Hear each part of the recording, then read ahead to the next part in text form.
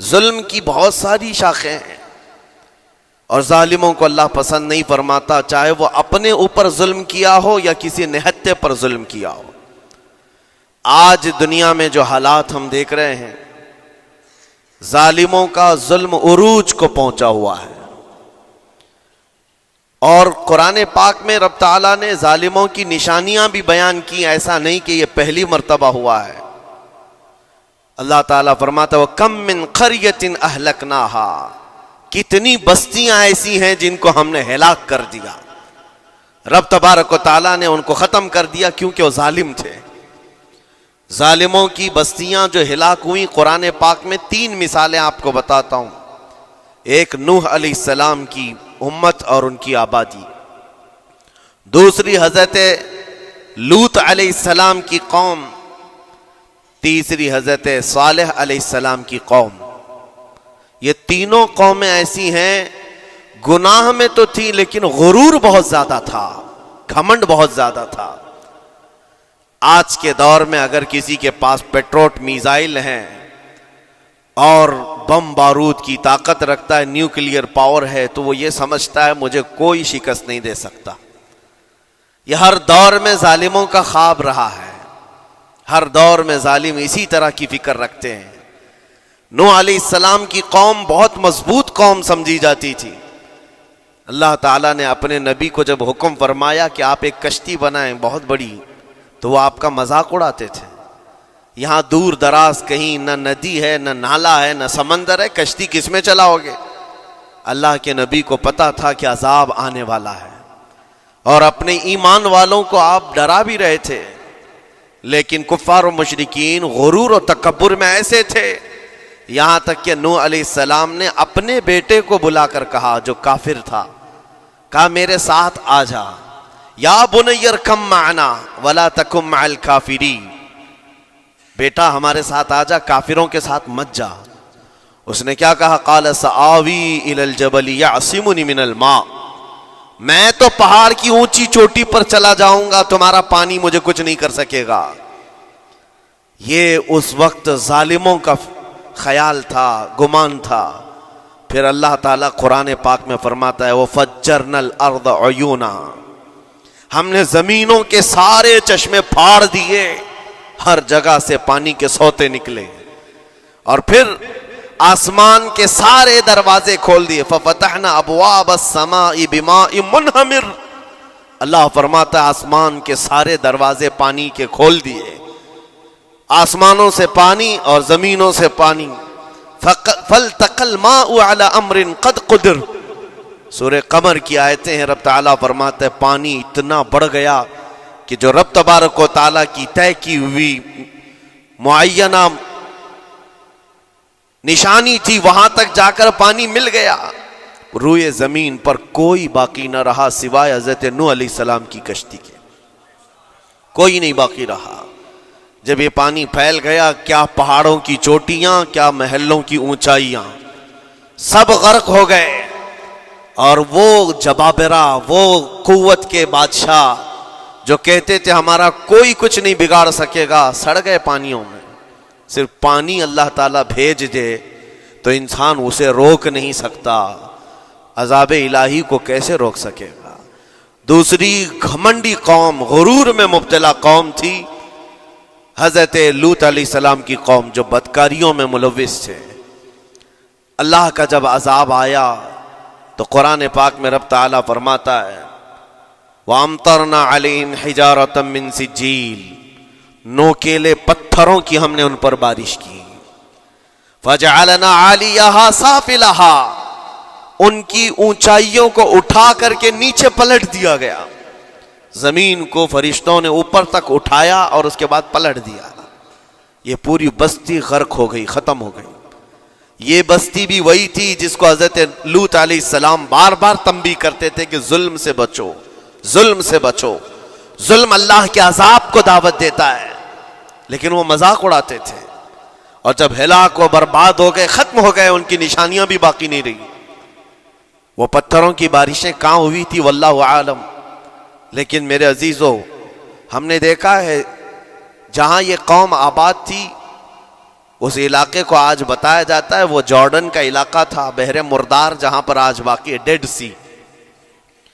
میں خود سفر پر دیکھا، جارڈن کی ایک سرزمین پر گاڑی چلتی جا رہی ہے اور کالے کالے پتھر، جہاں تک نظر کرو صرف پتھر ہی پتھر ہیں، بہت نوکیلے۔ ایسے پتھر میں نے دنیا میں دوسری جگہوں پر نہیں دیکھا۔ آج بھی اسی طرح سے باقی، تقریباً 100 کلومیٹر 150 کلومیٹر تک صرف پتھر ہی ہے، بیچ میں صرف ایک روڈ جاتا ہے، اس کے بعد نہ کوئی درخت دکھتا ہے، نہ کوئی عمارت ہے، نہ کوئی پہاڑ ہے، صرف پتھر، پتھروں کا صحرا ہے۔ آج کی اس صدی میں دیکھ کر کے ان پتھروں کو ہیبت طاری ہو جاتی ہے۔ جس وقت وہ برسے ہوں گے ان کی حالت کیا ہوگی؟ اور میں یہ نہیں کہتا بالضبط کہ یہ وہی پتھر ہیں جو برسے تھے، واللہ عالم، لیکن میرے عزیزوں نشانیاں آج بھی عذاب الہی کی موجود ہیں۔ تیسری قوم تھی قوم شعیب اور قوم صالح علیہ السلام۔ یہ دونوں قوموں کے بارے میں ذکر کرتا ہوں۔ حضرت شعیب علیہ السلام کی قوم صرف ناپ تول میں کمی کرتی اور کفر و شرک بھی کرتے۔ شعیب علیہ السلام ان کو روکتے تو وہ ان کا بھی مذاق اڑاتے، اور جب عذاب الہی کے آنے کی بات کیا تو جانتے ہیں کیا کہا انہوں نے؟ یہ وہ قوم تھی جو پتھروں کو تراش کر کے گھر بنا لیتے تھے، یعنی پورے کے پورے پہاڑ کو، پتھروں کا جو پہاڑ ہوتا ہے اس کو تراشتے تھے، اور ایک آدمی کا ایک گھر ایک پہاڑ۔ آج کے دور میں ساری بلڈوزر مل کر کے نہیں کر پائیں، مشینیں مل کر نہ کر پائیں، وہ اس وقت کے لوگ بھاری بھرکم تھے، جسامت والے تھے، طاقت والے تھے، جب وہ اپنے رہنے کے لیے ایک پہاڑ کو تراش سکتے تھے۔ 4000 سال پہلے کی بات کر رہا ہوں۔ اس وقت میرے خیال سے وہ اپنے زمانے کے سب سے بڑے ماڈرن لوگ یا ترقی یافتہ لوگ کہلاتے ہوں گے، سب سے زیادہ ترقی یافتہ کہلاتے ہوں گے۔ جیسے آج لوگوں کو لگتا ہے رشیا اور امریکہ بہت پہنچے ہوئے ہیں ٹیکنالوجی میں، اس دور کے وہ لوگ سب سے بڑی طاقت کے رکھنے والے تھے۔ جب حضرت شعیب علیہ السلام نے ان کو اللہ کے عذاب سے ڈرایا تو کیا کہتے تھے؟ عذاب وہی نا جو نوح علیہ السلام کی قوم میں آیا تھا، بارش آ گئی تھی، زمین سے پانی نکل گیا تھا تو پانی بہت ہو گیا تھا، یا پھر وہ جو لوط علیہ السلام کی قوم پر آیا، پتھروں کی بارش، یا پھر ہواؤں کا عذاب۔ اگر یہ تینوں بھی آئیں تب بھی ہمارے ان پہاڑوں کے گھروں کو نقصان نہیں کر سکیں گے، ان کا اتنا غرور تھا۔ اگر پانی بھی آ جائے سمندروں کا، یا ہوا بھی تیز چلے، یا پتھروں کی بارش ہو، ہم تو بہت محفوظ قلعوں میں ہیں۔ اندازہ کرو میرے عزیزو، 3000 4000 سال کے بعد آج تک مدائن صالح اور الاولا سٹی نام سے سعودی میں موجود ہے، ابھی تک وہ گھر موجود ہیں، تو اس زمانے میں کتنے مضبوط رہے ہوں گے؟ پتہ نہیں 3000 سالوں میں کتنے طوفان آئے، کتنے سیلاب آئے، لیکن ابھی تک وہ پہاڑوں کے گھر موجود ہیں، تو اس زمانے میں کتنے طاقتور ہوں گے؟ ان کا نشہ آسمان پر تھا، غرور چڑھ کر کے بول رہا تھا، کہتے تھے کہ اگر اس طرح کے عذابات آ بھی گئے تو ہمارا کچھ نقصان نہیں ہوگا۔ کون سا؟ نوح علیہ السلام کی قوم کا عذاب آ جائے، لوط علیہ السلام کی قوم کا عذاب آ جائے، یا پھر شعیب علیہ السلام کی قوم کا عذاب آ جائے، یہ صالح علیہ السلام کی قوم کی بات کر رہا ہوں۔ تو پھر ہوا کیا؟ اللہ کے نبیوں نے انہیں ڈرایا اللہ کے عذاب سے، باز آ جاؤ، اللہ وحدہ لا شریک کی طرف جھک جاؤ۔ وہ اکڑ تھی، غرور تھا کہ نبیوں کا مذاق کرتے۔ پھر ہوا کیا؟ قرآن کہتا ہے صرف ایک فرشتے کو اللہ تعالیٰ نے زمین پر اتارا، ایک فرشتے کو اتارا، اور اس کے بعد اس فرشتے نے ایک چنگھاڑ لگائی، ایک آواز کی، ایک آواز، صرف فرشتے کی ایک آواز ایسی تھی کہ جتنے اپنے مضبوط قلعوں میں گھروں میں موجود تھے، اس آواز کی ہیبت سے ان کا بھیجا کانوں سے باہر نکل آیا تھا۔ اور صبح کے وقت جب اس بستی میں جا کر کے دیکھیں تو سب کے سب اوندھے منہ گرے ہوئے تھے، ایک بھی اس میں سے بچا ہوا نہیں تھا۔ نہ نوح علیہ السلام کا طوفان آیا، نہ لوط علیہ السلام کی قوم پر برسنے والے پتھروں کا عذاب آیا، نہ ہی ہوائیں چلائی گئیں۔ ایک فرشتے کو بھیج کر رب تعالیٰ نے اپنی قدرت کا مظاہرہ فرمایا، اللہ کے کروڑوں اربوں لا تعداد فرشتے ہیں، ایک فرشتے کی طاقت ایسی ہے کہ اگر وہ اپنی آواز نکالے تو تمہارے کانوں سے بھیجا باہر نکل آئے۔ اللہ وحدہ لا شریک، وہ حی و قیوم کل بھی تھا اور آج بھی ہے، وہ رب ذوالجلال حی و قیوم ہے، طاقتور ہے اور ہمیشہ رہے گا۔ اور رب تبارک و تعالیٰ نے قرآن پاک میں فرمایا، آپ یہ آیت تقریباً 3 جگہ قرآن میں آئی، وَإِذْ نَجَّيْنَاكُمْ مِنْ آلِ فِرْعَوْنَ يَسُومُونَكُمْ سُوءَ الْعَذَابِ يُذَبِّحُونَ أَبْنَاءَكُمْ وَيَسْتَحْيُونَ نِسَاءَكُمْ وَفِي ذَلِكُمْ بَلَاءٌ مِّن رَبِّكُمْ عَظِيمٌ۔ رب تعالیٰ فرماتا ہے یاد کرو فرعونیوں کے عذاب سے اللہ نے تم کو نجات دی۔ یہ بنی اسرائیل کو کہا جا رہا ہے کہ فرعونیوں کے عذاب سے، کہ فرعون اور اس کے لشکری اس قدر سخت سزائیں دیتے تھے موسیٰ علیہ السلام کی قوم پر، ایمان والوں پر، بنی اسرائیل پر۔ اللہ فرماتا ان سے نجات دیا رب تعالیٰ نے، لیکن وہ کرتے کیا تھے؟ بنی اسرائیل میں ایک بھی بچہ پیدا ہو جائے اسے ذبح کر دیتے تھے۔ فرعون کے لشکریوں نے ایک سال میں 12,000 بچوں کو قتل کیا ہے، 12,000 بچوں کو ذبح کر دیا ہے۔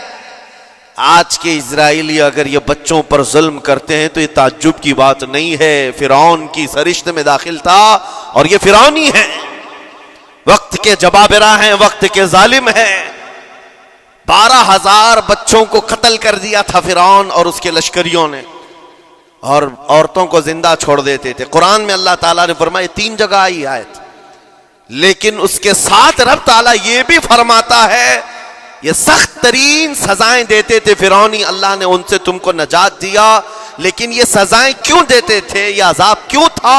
وَفِي ذَلِكُمْ بَلَاءٌ مِّن رَبِّكُمْ عَظِيمٌ، یہ ہے فرمان اللہ کا۔ یہاں میں یہ ٹکڑا اگر بیان کر دوں تو آج آپ کے دلوں کے اندر ایک یقین پیدا ہو جائے گا، آج کے حالات کے مطابق فرعونیوں کا اس قدر سخت عذاب کیوں تھا۔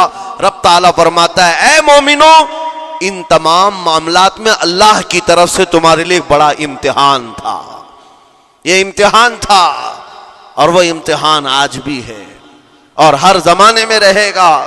ستیزہ کار رہا ہے ازل سے تا امروز، شرار ابو لہبی سے چراغ مصطفی، ہر زمانے میں حق و باطل کے معرکے ہوتے رہیں گے۔ لہٰذا آج کے دور میں یہ سب حالات جو پیدا ہوئے، مسلمانوں کو، مومنین کو ذرا برابر بھی نروس ہونے کی ضرورت نہیں۔ تم جس دین سے وابستہ ہو، اس دین کی حفاظت کا ذمہ اللہ نے اپنے ذمے لیا ہے۔